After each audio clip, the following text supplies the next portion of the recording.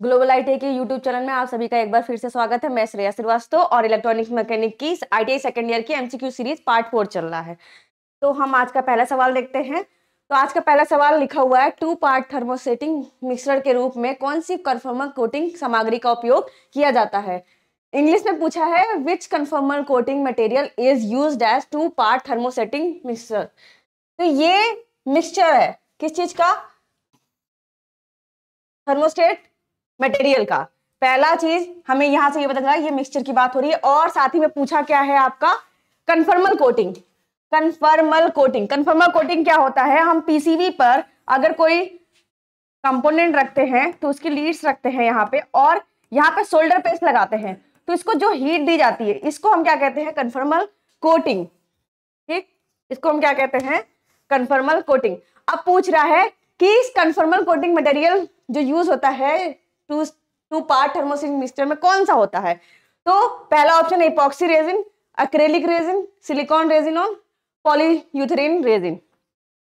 Epoxy resin एक प्रकार का समझ लो परमानेंट ग्लू है, और इसका उत्तर भी एपॉक्सी रेजिन होगा। वो देखने में देखो कुछ इस तरह, आपने देखा होगा पीसीबी पर कुछ इस तरह मटेरियल आपको दिखता होगा, तो क्या है वो? क्या है आपका? Epoxy resin. तो एक तरह से ये ग्लू का काम करता है, ये चिपकाने का एडेसिव वर्क करता है यहाँ पे पीसीबी पर। तो इसका आंसर हो जाएगा ऑप्शन नंबर फर्स्ट। नेक्स्ट है एक्रेलिक रेजिन। तो ये दिख रहा है आपको, ये एक्रेलिक रेजिन है। सिलिकॉन रेजिन क्या होता है? ये रहा सिलिकॉन रेजिन जो कन्फर्मर कोटिंग के लिए उपयोग किया जाता है। और आखिरी है पॉलीयूथेरिन रेजिन, जो कि ये रहा, और ये इसको सीआरसी से भी जान सकते हैं, ये हमारे प्लांट में भी उपयोग होता है। तो आगे बढ़ते हैं, इसका उत्तर क्या होगा? ए, इपॉक्सी रेजिन। अब आपको पता चल गया इपॉक्सी रेजिन क्या होता है। देखने में तो मैम इस तरह से होता है, और ये तो हम देखे भी है पीसीबी पर, तो ये ज्यादा आसान होता है समझने में। ये जब आप आंसर रटोगे एग्जाम टाइम में भूल जाओगे, बट क्या होता है अगर हम पिक्चराइज चीजें याद कर लेते हैं तो बहुत इजी होता है। तो इसका आंसर कन्फर्मर क्वांटिटी कौन सी होगी? Epoxy resin. आगे बढ़ते हैं, आज का दूसरा सवाल है, पीसीबी छेद ड्रिलिंग के लिए, ड्रिल बिट बनाने के लिए किस सामग्री का उपयोग किया जाता है? अब देखो ड्रिलिंग की बात हो रही है इसमें, which material is used to make the drilling bit. Drilling bit की बात हो रही है, मटेरियल की बात हो रही है, और पीसीबी होल की बात करी। किसको होल करना है? किसमें? पीसीबी में होल करना है।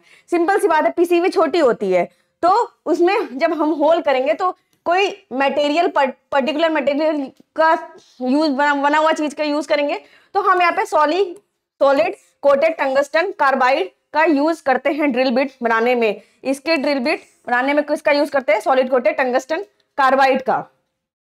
नेक्स्ट चलते हैं, अगला सवाल कह रहा है, what is the size of pad width for soldering resistor, capacitor and diode on the PCB? PCB पर टाका लगाने वाले प्रतिरोधक, कैपेसिटर और डायोड के लिए पैड की चौड़ाई का आकार क्या होना चाहिए? पैड की चौड़ाई, जो हमारे होल्स बने होते हैं उनकी बात हो रही है कि इसकी चौड़ाई का आकार क्या होता है। तो यहां से हम एक चीज जानना चाहेंगे, ये थोड़ा सा, अब आप आंसर देखोगे तो इसमें THOU लिखा है, तो ये तो समझ में नहीं आ रहा, तो हम 1000 ऑफ इंचेस, 1000 ऑफ इंचेस, इसका फुल फॉर्म ये होता है। ठीक, अब हम देखेंगे एक थाउ में कितना होता है इंच। 1 थाउ इज इक्वल टू कितने इंच हो गए? 0.254 mm। ठीक, उसी तरह इसका आंसर होगा 70 थाउ। इसका आंसर क्या होगा? 70 थाउ, बिकॉज हमें पता है कि 1.77 समथिंग mm, 1.77 mm होता है, तो इसमें ऑप्शन तो mm में दिया ही नहीं है, तो हमें थाउ में भी पता होना चाहिए, इसलिए 70 थाउ का हो जाएगा 1.77 mm। ठीक है, तो साइज कितनी होती है अगर mm में पूछेगा तो ये आंसर हो जाएगा। यहाँ पे mm में नहीं पूछा है, थाउ में पूछा है, तो हमारा answer number C, option number C is correct. Next question है, which colour of solder mask is used on PCB? PCB पर कौन से कलर का सोल्डर मास्क यूज किया जाता है? तो ये आप देख रहे हैं एक पीसीबी है, ठीक, और ये जो चीज है, ये जो पट्टी बनी हुई है, ये वाली पट्टी जो बनी हुई है, इसको हम कह रहे हैं क्या? Solder mask. तो सोल्डर मास्क की आवश्यकता ही क्या पड़ी? सोल्डर मास्क की आवश्यकता ही क्यों पड़ी? क्योंकि हमें इसे ऑक्सीडेशन से बचाना है, हमें सोल्डर ब्रीजिंग से बचाना है, इसलिए हम इसको यूज कर रहे हैं। अब ये ग्रीन कलर का ही क्यों है? ये भी क्वेश्चन होना चाहिए कि ग्रीन कलर का क्यों है। तो बाय द इंडस्ट्री मैन्युफैक्चरर इसको ग्रीन ले लिया गया है। रीजन ये है कि इसकी विजिबिलिटी ज्यादा अप्रूव हो जाती है, इसमें आप अच्छे से खोज सकते हैं, कंपोनेंट्स के लीड्स अगर इधर उधर होंगे तो आप अच्छे से समझ सकते हैं, इसलिए हम इसको ग्रीन कलर का मानते हैं। देखते हैं, ठीक, तो इसका आंसर हो जाएगा ग्रीन। कह रहा है which colour of solder mask is used for PCB. PCB पर जो सोल्डर मास्क होता है, हमने बताया सोल्डर मास्क क्या होता है, ये जो पट्टी लाइनें दिख रही हैं आपको, इसको हम क्या कहते हैं, सोल्डर मास्क, पाथ कह सकते हैं, नॉर्मल भाषा में हम इसको कहते हैं कि पाथ बना हुआ है, ठीक, वो किस कलर का होता है, ग्रीन कलर का। अगला है what is the shape of pad used to solder dual in line. अब देखो DIL की बात हुई है, आपसे एक क्वेश्चन यहां से ये उठ सकता है कि DIL का फुल फॉर्म क्या होता है, तो यहाँ तो दिया हुआ है ड्यूअल इन लाइन, लेकिन आपसे ये भी पूछ लेगा कि इसका फुल फॉर्म क्या होता है, तो इसका फुल फॉर्म होता है dual in line package, dual in line package, ठीक है। और ये सेम ही चीज है, DIP कह लो, डिप कह लो या फिर DIL कह लो, जो कंपोनेंट होते हैं जिसमें लेग्स दिखते हैं, जो कंपोनेंट होते हैं जिसमें लेग्स दिखते हैं उनको हम डिप या DIL बोलते हैं, dual in line. What is the shape of pad used to solder dual in line component on PCB। तो ये पूछ रहा है किस प्रकार का हमारा पैड्स होता है, यानी कि जो छेद होती है वो किस प्रकार की होती है, तो ये गोलाकार नहीं है, ये अंडाकार है, किस टाइप के हैं, ओवल, ओवल मतलब अंडाकार, अंडाकार प्रकार के। देखिए यहाँ आप इमेज में देखिए, ये अंडाकार प्रकार के होते हैं। अब ये अंडाकार प्रकार के क्यों होते हैं, क्योंकि इसकी वजह से जो स्पेसिंग है, जैसे मान लो दो पैड यहाँ अगल बगल है, तो स्पेसिंग इनको अच्छी मिलती है और जो कंपोनेंट होते हैं वो बिल्कुल सही तरीके से फिक्स होते हैं, इसलिए हम इसको ओवल या कह लो अंडाकार होता है, ठीक। अगले क्वेश्चन की तरफ चलते हैं। क्वेश्चन नंबर 51 कह रहा है which material of method of कन्फर्मर coated is used for epoxy coated on PCB। Epoxy की बात हो रही है, आपको पता है ये एक प्रकार का ग्लू होता है, पिछले क्वेश्चन में अभी बताया, ठीक। अब क्वेश्चन क्या पूछ रहा है, कन्फर्मर कोटिंग की कौन सी विधि का उपयोग PCB पर लेपित एपॉक्सी के लिए किया जाता है। तो यहाँ पे हम एक तरह से माइक्रो ब्लास्टिंग का यूज करते हैं और इसको हम एलिमिनेशन मेथड से सॉल्व कर सकते हैं। जैसे सॉल्वेंट, विलायक मिला करके, कोई एक विलायक मिला करके हम इसको यूज कर सकते हैं, नहीं, हम विलायक मिला करके कन्फर्मर कोटिंग को नहीं उखाड़ सकते हैं। PCB है, इस पे कोटिंग लगी हुई है, अगर आप विलायक मिला करके इसको उखाड़ने की कोशिश करेंगे तो ये साफ नहीं होगा। पीलिंग से छीलना, क्या आप कभी भी किसी कंपोनेंट को छील करके उसमें से निकालते हो PCB से? नहीं। माइक्रो ब्लास्टिंग एक प्रोसेस है जिससे हम क्या करते हैं, एपॉक्सी कोटेड जितने भी कंपोनेंट लगे होते हैं उसको निकालते हैं। मैकेनिकल रिमूवल तो हो ही नहीं सकता ना, तो यहाँ पे हम कहेंगे कि इसका ऑप्शन नंबर C सही है, माइक्रो ब्लास्टिंग। आगे बढ़ते हैं, अगला क्वेश्चन कर रहा है which conformal coating is easy to apply and remove with low moisture absorption. अब इसके लिए कुछ चीजें जान लेते हैं, फिर इस पेज पे आते हैं। पहला हम ये जानना चाहते हैं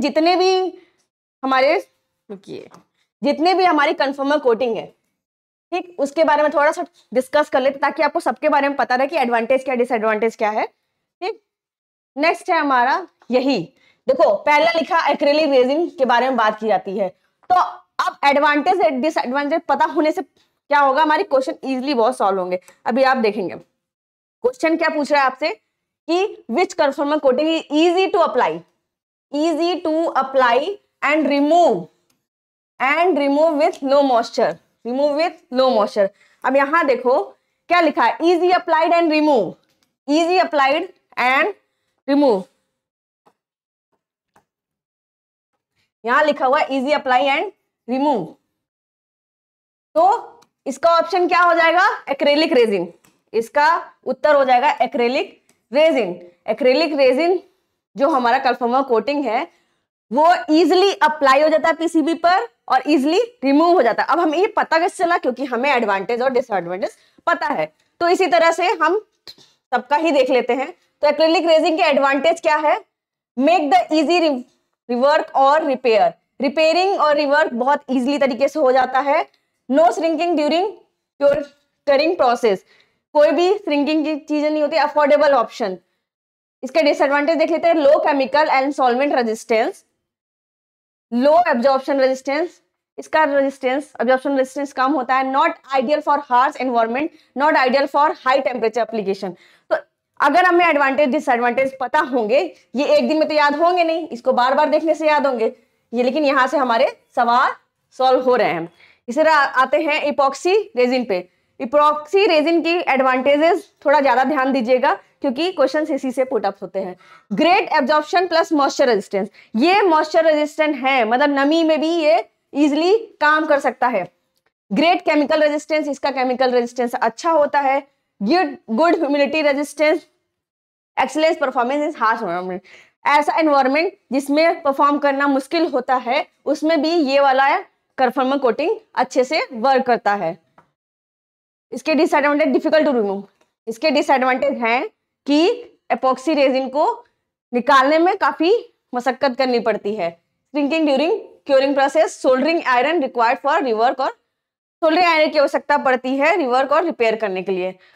नेक्स्ट है सिलिकॉन रेजिन की बात करते हैं तो perform well in extreme temperature, इसे हम एक्सट्रीम टेम्परेचर में भी बड़े अच्छे से परफॉर्म करा सकते हैं। Excellent humidity corrosion resistance, good chemical resistance, good chemical resistance, adapt well to most PCB component material, most PCB पर सिलिकॉन रेजिन का उपयोग किया जाता है। ठीक है, मोस्ट डिफिकल्ट टू रिमूव, मतलब ये तो डिफिकल्ट टू रिमूव था, ये मोस्ट डिफिकल्ट टू रिमूव है। Removal required strong chemical strip and harsh absorption, ये इसके डिसएडवांटेज है। और रिपेयर्स, लोकलाइज रिपेयर ओनली। एक और स्लाइड इसमें बनाया हमने, 4 ऑप्शन थे तो सबको ही क्लियर करते हुए चलते हैं। तो यूरेथीन रेजिन के क्या एडवांटेज है? ग्रेट केमिकल रेजिस्टेंस, की केमिकल रेजिस्टेंस अच्छी होती है, ह्यूमिडिटी रेजिस्टेंस अच्छा होता है, और मैकेनिकल वियर अच्छा होता है। डिफिकल्ट क्या है? इसको हटाने में दिक्कत होता है, पीलिंग का, मतलब आप इसको छीलोगे तो जो कोटिंग है शोल्डर की वो भी साथ बाहर आ जाएगी। Long your time common, use of soldering iron for rework could leave brown colour tint पैदा कर देगा। अब नेक्स्ट है पेरेलाइन, जिसको हम XY से कहते हैं। देखो सबका नाम तो उसी से है। यूरेथीन रेजिन की बात करोगे तो UR हो जाएगा, acrylic resin AR, silicone resin SR, epoxy resin ER, but parylene का XY होता है। इसके एडवांटेज क्या है? Best solvent plus extreme temperature resistance of all coating, सारी कोटिंग में बेस्ट सॉल्वेंट है इसका, और एक्सट्रीम टेम्परेचर पे ये वर्क कर सकता है। High dielectric strength, coating form at room temperature, no curing time required, transparent and colourless. इसी तरह इसके डिसएडवांटेज पढ़ लेते हैं। Difficult to remove, must be upgraded of specialised equipment needed for chemical vapour position, not ideal for long term expose outdoors. तो कहने का मतलब हम सिर्फ इतना समझाना चाहते हैं आपको कि आप अगर इसके एडवांटेज थोड़े बहुत देख लेंगे और अगर ये याद हो जाएंगे तो आपको आसानी होगी। मैक्सिमम क्वेश्चन आपको इन स्लाइड्स, इस स्लाइड में से मिलेंगे। एक्रिलिक रेजिन का एडवांटेज, सिलिकॉन रेजिन का और इपॉक्सी रेजिन का। ठीक है, तो इसके हिसाब से हमारा इस क्वेश्चन का आंसर क्या हो जाएगा? एक्रिलिक रेजिन, क्योंकि यहाँ पे पूछा है conformant easy to apply and remove with low moisture, और यहाँ पे हमने देख ही लिया कि इजी अप्लाइड एंड रिमूवल होता है किसका? एक्रिलिक रेजिन का। ठीक है, आई होप आपको समझ में आ गया होगा। नेक्स्ट क्वेश्चन पे चलते हैं। अगला क्वेश्चन पूछा है which protective chemical coating is applied on the PCB, PCB पर कौन सी प्रोटेक्टिव केमिकल कोटिंग की जाती है? पीसीबी पर कौन सा सुरक्षात्मक रासायनिक लेप लगाया जाता है? ला एलिमिनेशन मेथड, जब आपको ऑप्शन दिखे कि भाई इससे कोई रिलेशन ही नहीं है तो वो हम एलिमिनेशन मेथड से सॉल्व करते हैं। पीवीसी कोटिंग ऑब्वियसली वायर वगैरह पे होता है। एनिमल वार्निश, वार्निश लकड़ियों वगैरह पे होता रहता है। तो बचा क्या? Polymer film coating. देखो या तो आप बिल्कुल रटो या तो फिर एलिमिनेशन मेथड से भी क्वेश्चन सॉल्व करना सीखो। तो या तो यहाँ पे हमारा पॉलीमर फिल्म कोटिंग ही इसका उत्तर होगा। ठीक है, पॉलीमर फिल्म कोटिंग एक प्रोटेक्टिव केमिकल कोटिंग है जो कि पीसीबी पर लगाया जाता है या लेपित किया जाता है। तो यहाँ पे ये नहीं होगा, ये नहीं होगा, ये नहीं होगा, तो आंसर क्या होगा? Polymer film coating. आगे बढ़ते हैं। अगला क्वेश्चन है what is the last zone of the reflow soldering. जैसे मैंने बोला पहले क्वेश्चन में कि रिफ्लो सोल्डरिंग क्या होता है, हमने एक कंपोनेंट लिया, एक कंपोनेंट नहीं बल्क में कंपोनेंट्स होते हैं, उनके जो लेग्स है उनको डीप कर दिया और यहाँ पे सोल्डर पेस्ट लगाना हीट करके यहाँ पे सोल्डर पेस्ट लगाना ही ये प्रोसेस क्या कहलाता है हमारा, रिफ्लो सोल्डरिंग। तो आपको रिफ्लो सोल्डरिंग के बारे में पता चल गया। अब ये डायग्राम हमने यहाँ रख रखा है ताकि एक ही डायग्राम में सब कुछ क्लियर हो जाए। इसमें तो चलो लास्ट जोन पूछा, हम स्टार्टिंग से जोन देखते हैं। तो इसमें कई जोन होते हैं यार, चरण कह लो, कई चरण होते हैं, कई चरण में चीजें कंप्लीट होती है। तो पहला चरण है प्री हीटिंग, दूसरा है सोकिंग, तीसरा है रिफ्लो जोन और चौथा है कूलिंग जोन। तो सवाल कुछ इस तरह से आते हैं, आपसे पूछेगा कि पहला चरण कौन सा होता है, दूसरा चरण कौन सा होता है, चौथा चरण कौन सा होता है। तो यहाँ पे आप देखिए प्री हीटिंग जोन में क्या होता है, हल्का हल्का गर्म करते हैं। प्री हीट हमेशा हल्का गर्म किया जाता है उसको, ठीक। किसको, पीसीबी जो हम लगाए हैं सोल्डरिंग करने के लिए, उसमें हम जब हीट, अब मैंने बोला ना कि यहाँ पे हीट देते हैं तो हम हल्का गर्म करते हैं। तो पहला जोन क्या है, प्री हीटिंग जोन। दूसरा जोन कौन सा है, सोकिंग जोन। फिर ये एब्जॉर्ब करता है, सोकिंग करने का काम करता है। नेक्स्ट जोन क्या है, first zone, second zone, third zone, fourth zone. Reflow zone, इसको रीफ्लोइंग जोन होता है, यानी यहाँ पे एक्चुअल हमारा जो कंपोनेंट्स है वो बिल्कुल पीसीबी पर माउंट हो जाता है। नेक्स्ट है कूलिंग जोन, फिर उसको क्या करते हैं, उसके बाद ठंडा कर देते हैं तो हमारा इजिली बाहर निकल आता है और फिर वो हम देख सकते हैं कि पीसीबी माउंट हो चुकी है। तो अब इसमें पूछा last zone of the reflow zone. और एक और बात कि ये जो प्री हीटिंग जोन है ना, ये सबसे बड़ा जोन होता है। प्री हीटिंग जोन ही सबसे बड़ा जोन होता है, इसमें समय लगता है, तो या टाइम कंज्यूमिंग कह लो या सबसे बड़ा होता है। ये साइज की बात नहीं कर रही, टाइम कंज्यूमिंग की बात कर रहे, ठीक। तो इसमें लास्ट जोन पूछ रहा है, तो लास्ट जोन कौन सा है, कूलिंग जोन। तो ऑप्शन नंबर सी इसका सही जवाब हो जाएगा, क्योंकि हमने इस जोन को पूरा पढ़ लिया कि पहला, दूसरा, तीसरा, चौथा 4 जोन होते हैं और चारों जोन में हमें रट गया। पहला जोन प्री हीटिंग जोन, दूसरा जोन सोकिंग जोन, और इसको कह सकते हैं थर्मल सोक जोन, तीसरा जोन रिफ्लो जोन और चौथा फिर ठंडा कर देते हैं। देखो चीजें अगर अच्छे समझ में आएंगी तो आप को रिलेट कर पाओगे, रटने की जरूरत नहीं पड़ेगी। इसलिए यहाँ फिगर दे दिया गया ताकि आपको अच्छे से समझा सकें। प्री हीट जोन में हम प्री हीटिंग का काम करते हैं, पहले ही थोड़ा थोड़ा गर्म करते हैं उसको, फिर सोकिंग का काम करते हैं ताकि वो एब्जॉर्ब करे जो भी उस पर सोल्डर लगाया जा रहा है, प्रेस लगाया जा रहा है। तीसरा रिफ्लो जोन, इसमें हम सही से माउंटिंग हो जाती है, और चौथा हम इसको कूल कर देते हैं तो हमारा रेडी हो जाता है। ठीक है, आई होप इसको समझ में आया होगा आप सभी को। Which is the last zone, last zone क्या है, कूलिंग जोन। नेक्स्ट है which is the second stage. Next question आपका फिर से उसी से रिलेटेड आ गया। Second stage in the reflow soldering process, जैसा कि हम आपको पहले ही बताए हैं, अभी रिफ्लो प्रोसेस में क्या है, सेकेंड जोन कौन सा होता है, सोकिंग जोन। अब आपके दिमाग में एक फिगर बन गई, अगर फिगर बन गई है तो सिंपल सी बात है, ऑप्शन आपको एलिमिनेट करने की आवश्यकता ही नहीं पड़ेगी। तो सेकंड क्या है, सोकिंग जोन। अब देखो यहाँ पे थर्मल सोक जोन कहाँ है, ये रहा थर्मल सोक जोन, तो इसका ऑप्शन नंबर डी सही जवाब होगा। तो इमेज से पढ़ोगे चीजें हमेशा याद रहेंगी। नेक्स्ट जोन, नेक्स्ट क्वेश्चन पे पहुंचते हैं हम। Which zone is the length size in the reflow soldering zone. Reflow soldering प्रक्रिया में कौन सा चरण सबसे लंबा। इसके पहले के क्वेश्चन में मैंने बोला था कि सबसे ज्यादा टाइम कहाँ लगता है, टाइम कंज्यूमिंग कहाँ है, प्री हीटिंग जोन। तो इसका उत्तर क्या हो जाएगा हमारा, कहाँ है प्री हीटिंग जोन, ये ऑप्शन नंबर सी सही जवाब होगा कि हमारा सबसे लंबा चरण कौन सा होता है, प्री हीटिंग जोन का। सबसे ज्यादा समय किसमें लगता है, प्री हीटिंग जोन में लगता है। आगे बढ़ते हैं। What is the ramp up rate of temperature in the preheat zone of reflow soldering process? देखो फिर से उसी से क्वेश्चन आया है और इसमें पूछा है रिफ्लो सोल्डरिंग प्रक्रिया के प्रीहीट जोन में तापमान की रैंप अप दर क्या होती है। तापमान की रैंप अप दर, मैंने क्या कहा, धीरे धीरे गर्म करते हैं, धीरे धीरे, एकदम सडनली गर्म नहीं कर सकते हम, ठीक। जैसे आप पानी रखते हो बॉईल करने के लिए तो धीरे धीरे गर्म होता है वो, ऐसा नहीं कि आपके रखते ही तुरंत गर्म हो जाता है। तो रीहीटिंग में क्या होता है हमारा, धीरे धीरे गर्म होता है। तो इसका ऑप्शन नंबर ए सही जवाब होगा, 1 डिग्री सेंटीग्रेड से 3 डिग्री सेंटीग्रेड। नेक्स्ट क्वेश्चन पे चलते हैं। नेक्स्ट क्वेश्चन क्या कर रहा है, what is the common method of attaching surface mount components to a printed circuit board. Common method कौन सा होता है, इसको प्रिंटेड सर्किट बोर्ड को हम जब माउंट करते हैं तो मुद्रित सर्किट बोर्ड की सतह माउंट घटकों को संलग्न करने के लिए सामान्य विधि क्या है। सामान्य विधि रिफ्लो सोल्डरिंग ही होता है, जो कि हम 3 से 4 बार अभी तक बता दिए कि आपको यहाँ पे हीट देना होता है, शो करना होता है। और रिफ्लो सोल्डरिंग हम आपको अभी जस्ट समझाएं कि इसके 4 चरण होते हैं, ठीक। तो सामान्य कॉमन मेथड कौन सा होता है, रिफ्लो सोल्डरिंग का। बट हम यहाँ पे एक डायग्राम बनाए हैं, इस डायग्राम से हम आपको समझाना चाहते हैं कि वेव सोल्डरिंग भी होती है। जब हमें बल्क अमाउंट में, बहुत ज्यादा अमाउंट में सोल्डरिंग करनी होती है तो हम वेव सोल्डरिंग का उपयोग करते हैं। वेव सोल्डरिंग का यहाँ एक डायग्राम बना हुआ है, इसमें हम नीचे यहाँ पे फ्लक्स स्प्रे का काम करते हैं। मतलब कंपोनेंट लिया, पीसीबी पे डाला, उसके लीड्स पे हम फ्लक्स स्प्रे कर रहे हैं, ठीक। उसके बाद प्री हीट करेंगे, फिर और ज्यादा प्री हीट करेंगे, मतलब हीटिंग दिया फिर और हीटिंग दिया, ये दोनों एक ही में ही समझ लो। फिर थर्मल कंप्रेशन का काम होता है। फिर क्या होता है, सोल्डर वेव को भेजा जाता है, इसको वेव के द्वारा हम सोल्डरिंग करते हैं, इसलिए हम इसको वेव सोल्डरिंग कहते हैं।